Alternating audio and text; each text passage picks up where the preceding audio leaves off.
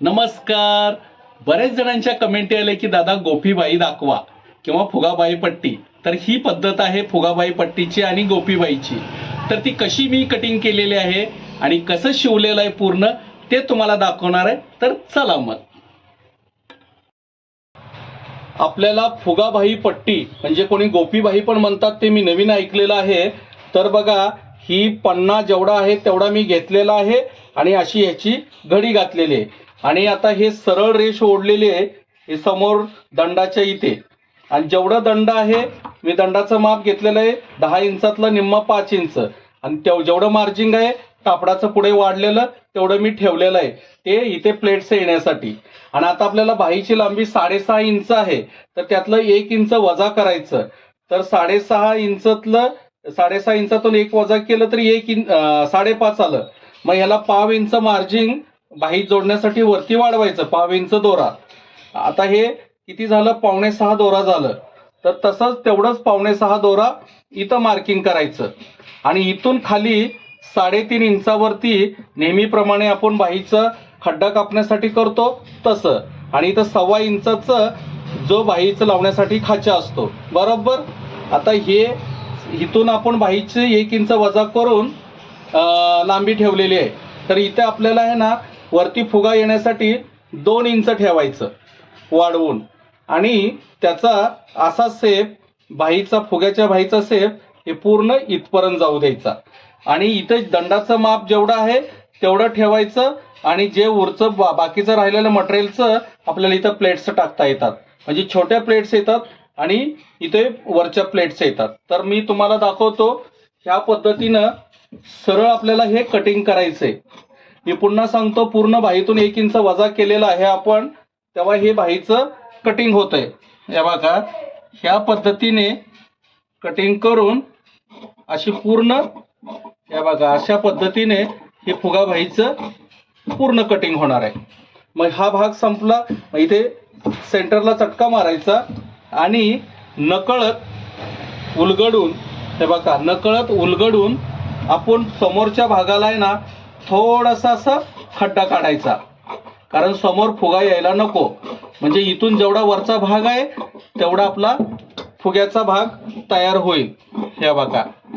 आणि हे जरासं सेप आपण आपल्या पद्धतीने घेऊन टाकायचं म्हणजे तुमच्या लक्षात येईल. हे बघा ही पूर्ण अशी फुगाबाईची बाही ही अशी तयार होईल. आणि जर आपल्याला जाणवत असेल तर नकळत आहे ना इथून असा नकळत याचा सेप आपल्या पद्धतीने व्यवस्थित इथपर्यंत असा मिळवत जायचा.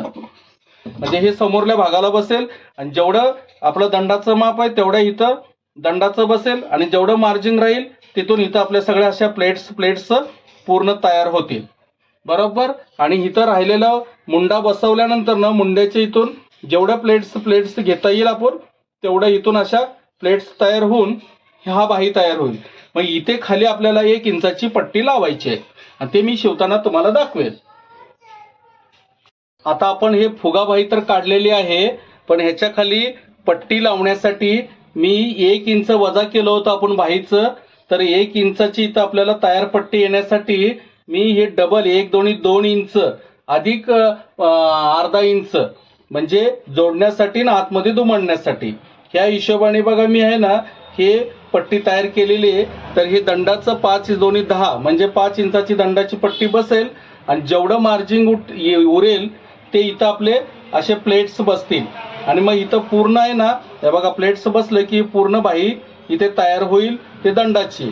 आणि ह्याच्यामध्ये जाईल तेव्हा हे बघा 1 इंचाने आहे ना आपली बाही बरोबर ह्या हिशोबाने इथं दुमडपट्टी खालची याला बसून जाईल जेणे की फुगाबाई पट्टी ही आपली तयार होईल. आता हे बघा फुग्याची बाई म्हणजे गोपीबाई म्हणताना खाली पट्टी लावायची आहे.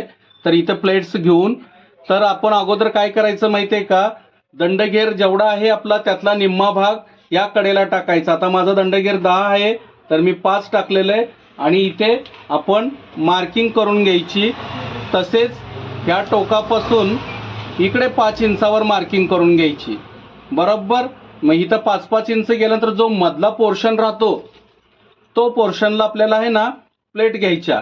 आता हा भाग इकडेच काढला मी, दुसरी बाही घेतली, त्याला ह्या दिशेने घेऊन जेवढं दंड आहे आपलं तेवढ्या दंडाच्या हिशोबाने पलीकडे सोडायचं आणि जेवढा मधला भाग कापडाचा येतो त्याला आहे ना अशा छोट्या छोट्या अशा प्लेट्स घ्यायच्या.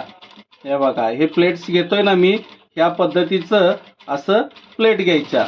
म्हणजे बघा तुमच्या लक्षात येईल की इथे मार्जिंग पण मिळेल जी दंड पूर्ण झाल्यानंतर न साईडला, आणि तेवढ्याच प्लेट्स घ्यायच्या. तसंच मी दुसऱ्या बाहीला पण करून घेणार आहे.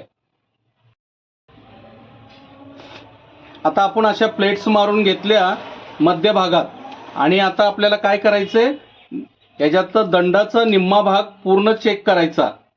आता दंड आहे 5 दोन्ही 10 इंचाचा, तर 5 भाग गेला तर पुढे 1.25 इंच मार्जिंग येईल. ह्या हिशोबाने आपण इथे प्लेट घेतलेले आहेत. म्हणजे बघा इथं 5 इंच आलं आणि हे मार्जिंग त्या पद्धतीने इथं येईल. तर याला आपल्याला आता आहे ना पट्टी लावायची आहे. तर बघून घ्यायचं, दोन्ही बाह्या एकसारख्या आल्या नाही पाहिजेत. एक बाजूचा खड्डा आणि त्याच्या दुसऱ्या बाजूचा पण आहे ना असाच खड्ड्याचा बाजू समोरासमोर आली पाहिजे. तर आता आपण काय करू, ही 1 इंचाचं आपण वजा केलं होतं पूर्ण उंचीतून बाहीच्या, तर 1 इंचाची पट्टी आपली इथं बसली पाहिजे. तर आता मी ही 2 इंचाची पट्टी, त्याच्यापेक्षा मार्जिंग अर्धा इंच पाऊण इंच घेतलेलं आहे आपण त्या हिशोबाने. तर ही पट्टी आपण आता अशी लावायची. तर अगोदर हे बघून घ्यायचं किती मापात बसतंय. हे बघा, हे किती मापात इथून इथपर्यंत तर बसतंय. तर अगोदर काय करायचं माहिती आहे का, ह्याच्यावरतून आपण अशी पट्टी लावायची. बघा, ही पट्टी अशी लावायची जेणे की ती एकसारखी गेली पाहिजे ते कडेपर्यंत. या प्लेटवरनं आलं लक्षात, या प्लेटवरनं एकसारखी गेली पाहिजे. तसंच दुसरी बाही सुद्धा ह्याच दिशेची गेली पाहिजे, नाहीतर उलटसुलट व्हायला नको. आता आपण याच्यावरनं पट्टी लावलेली आहे, अशी व्यवस्थित नख मारून घ्यायचं. फक्त एवढ्याच प्लेटा ठेवायच्या आणि 1 इंचाचा पट्टी तयार झाली पाहिजे आपली. इथे 1 इंचाची पट्टी तयार झाली पाहिजे. त्या हिशोबाने आतमध्ये आपल्याला इथे एवढी रुंदीची अशी दुमडून झाली पाहिजे, बरोबर. तर त्यासाठी आधी काय करायचं माहिती आहे का, बघा ही बाही अशी धरायची, इथं व्यवस्थित धरायचं आणि ह्याच्या मधून मध्यभाग करायचा आणि असं ठेवायचं. आलं का लक्षात. जर असं जमत नसेल तर काय करायचं माहिती आहे का, ही पट्टी व्यवस्थित इथं ठेवायची. हे बघा, इथं जागेवरती ठेवायची ह्या मार्जिंगपर्यंत, आणि त्या हिशोबाने आपण ही पट्टी अशी लावायची जेणे की इथं पट्टी 1 इंचाची तयार होईल. तर बघू शकता तुम्ही, ही पट्टी मी वरतून लावत आहे. ते खालचा भाग मी कापडाचा तेवढा दुमडलेला आहे, परंतु ही पट्टीची रुंदी मात्र एकसारखी 1 इंचाचीच आली पाहिजे. हे बघा, या 1 इंचाची पट्टी तयार झाली पाहिजे. आता तुम्ही बघू शकता. त्यानंतर ना आपण ह्याच्यावरती एक किनारी मारून घ्यायची.